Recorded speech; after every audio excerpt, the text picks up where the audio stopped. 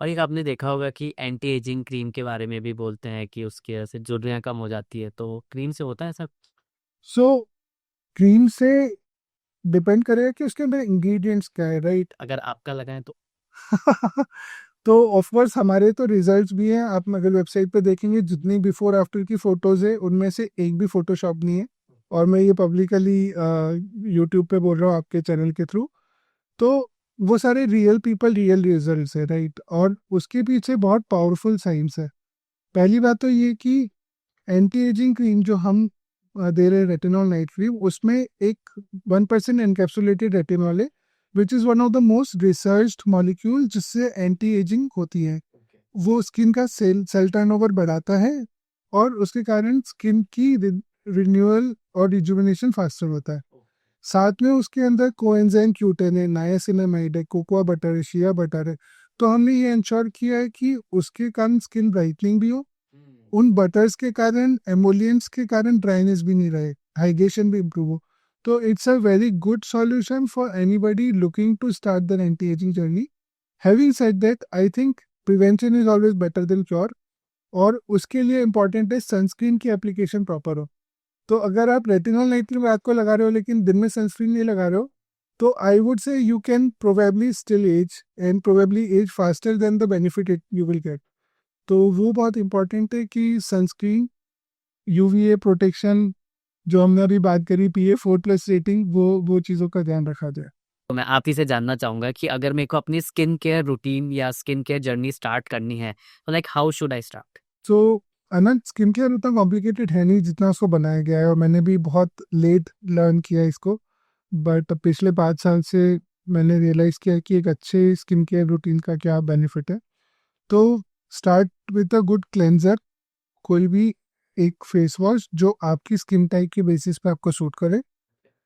उसके बाद उसे तो मॉइस्चराइज। कैसे डिसाइड करूँ मैं स्किन टाइप पे सूट करे, ट्राई करके या फिर डर्मालॉजिस्ट के पास जाके? सो आइडियल तो यही है कि ट्रायल एंड एरर ना करें और डर्मेटोलॉजिस्ट से प्रिस्क्राइब करवा लें। It's like, it's always good to have an expert advice, right. वो बता सकते हैं कि अगर आपका स्किन बहुत सेंसिटिव है तो प्रोबेबली आपको एक ऐसा माइल्ड फेस वॉश चाहिए जिसमें लॉरिक एसिड होता है, मैरिस्टिक एसिड होता है। लेकिन अगर बहुत ऑयली है तो उसके अंदर सैलिसिलिक एसिड, ग्लाइकोलिक एसिड अच्छा होना चाहिए। तो वो डेफिनेटली आपके लिए हेल्प कर सकते हैं सिंप्लीफाई करने में। One of the main problems people see is कि ये मेरा फेवरेट इन्फ्लुएंसर यूज़ करता है हाँ। और वो कह रहा है कि प्रोडक्ट उनके लिए वर्क कर रहा है तो मैं भी उसको ट्राई करूँ। और वो एक पॉलिसी है क्योंकि हर एक की स्किन टाइप अलग हो सकती है। और हो सकता है कि वो यूज़ भी नहीं करा, उसने ऐसे ही बोल। वो एक दूसरी प्रॉब्लम है ऑफ कोर्स। तो क्लेंजर से स्टार्ट करा, फिर एक moisturiser again basis skin type select किया। So for example, skin inspired में अगर एक ऑयली स्किन है तो हम जेल बेस्ड मॉइस्चराइजर सजेस्ट करते हैं जिसके अंदर ऑयल रेगुलेटिंग प्रोडक्ट्स हैं जैसे जिंक PCA है, फ्यूको जेल है। लेकिन अगर वो स्किन ड्राई है तो फिर उसके लिए हम क्रीम बेस्ड रिच मॉइस्चराइजर जिसमें सेरामाइड से हाइड्रोनिक एसिड है तो वैसा रिकमेंड करते हैं। और उसके बाद सनस्क्रीन से उसको प्रोटेक्ट किया। सनस्क्रीन लगाने में कोई कंजूसी नहीं है। अगर 2 फिंगर लेंथ लगानी है, दिन में 3-3 हाँ, घंटे है। इसमें कितना लगाना होता है? सो उसके ऊपर अगेन साइंस है कि सनस्क्रीन ऑप्टिमल प्रोटेक्शन तब देती है जब 2 मिलीग्राम पर सेंटीमीटर स्क्वायर की डोसेज हो। जैसे पैरामिसिटामोल की पर केजी के हिसाब से एक डोसेज होती है कि अगर आपका बॉडी वेट 80 किलो है तो आपको एक टेबलेट लेनी है इतने मिलीग्राम की।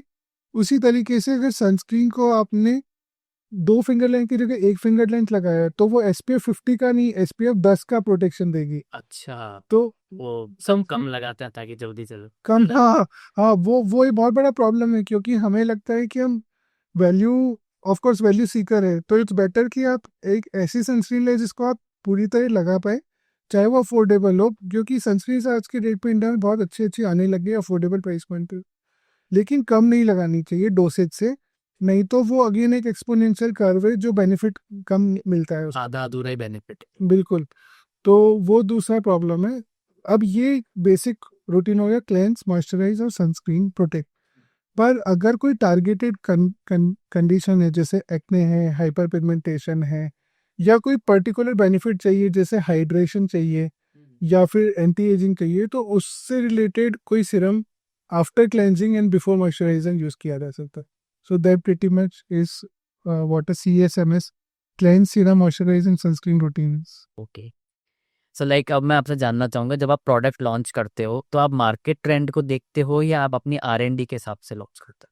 सो मार्केट ट्रेंड्स आजकल बड़े इंटरेस्टिंगली कुछ भी out of the proportion low out हो जाता है. अगर आप देखोगे 1 साल पहले तक ऐसे फेस वॉश चले थे जिसके अंदर ब्रश लगा होता है हाँ हाँ हाँ, है ना, राइट. वो पर पूरे फेस को और उसको रगड़ने के लिए. पर है ना, एक्चुअली में एक तो फिजिकल एब्रेशन गलत है, अच्छा. और इसीलिए एप्रिकॉट स्क्रब टाइप के प्रोडक्ट्स भी डर्मेटोलॉजिस्ट की साइंस रिकमेंड नहीं करती है. उसकी जगह AHA BHA के माइल्ड पील्स और सिरम्स रिकमेंड करते हैं, जो कि केमिकल एक्सफोलिएशन का तरीका है. दूसरी बात यह है कि अगर आप प्योरली ट्रेंड के बेसिस पे जा रहे हो तो इस तरीके की गलती कर सकते हो कि आप एक ऐसा फोमिंग फेस वॉश लाए जिसके ऊपर ब्रश लगा हुआ है, और वो ब्रश एक्चुअली आपको ज़्यादा इन्फेक्शन दे रहा है, आपकी स्किन को ज़्यादा फिजिकल एब्रेशन दे रहा है उसको ठीक करने की तरह. तो हमारे लिए बहुत सिंपल है प्रोडक्ट फिलोसॉफी कि हमें नया इनोवेशन लाना है तो वो डर्मा साइंस के बेसिस पे ही होगा, स्किन केयर के हिसाब से ही होगा.